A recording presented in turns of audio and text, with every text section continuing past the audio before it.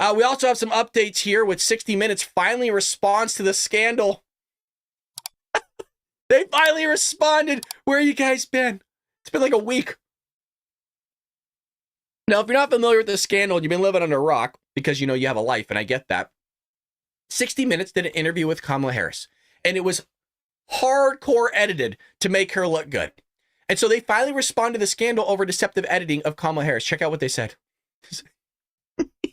Most trustworthy news.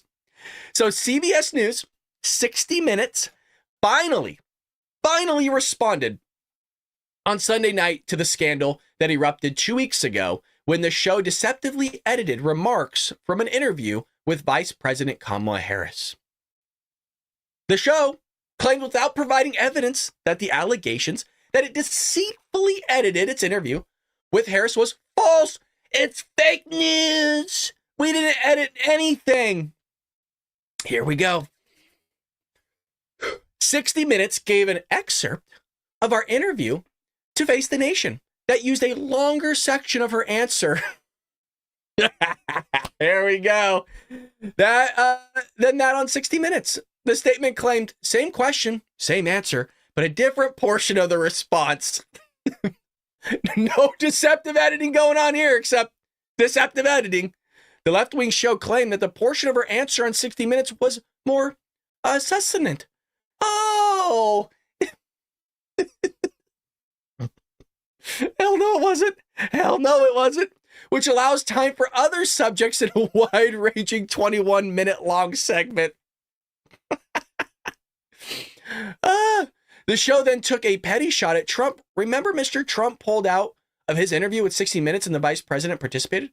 Well, yeah, because you guys are a bunch of jerks, and why would anybody want to be on your show if you manipulate stuff in favor of the Democrats? Well, we know what you do to Republicans. You don't do it in favor of them.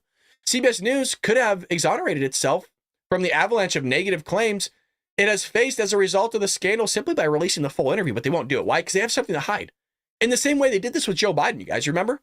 Where Joe Biden, I think it was Joe Biden, literally fell asleep during a 60-minute interview. We did a short on it. He fell asleep during one interview, and the interviewer had to go, Mr. President. And then he kind of, stumbled up awake again.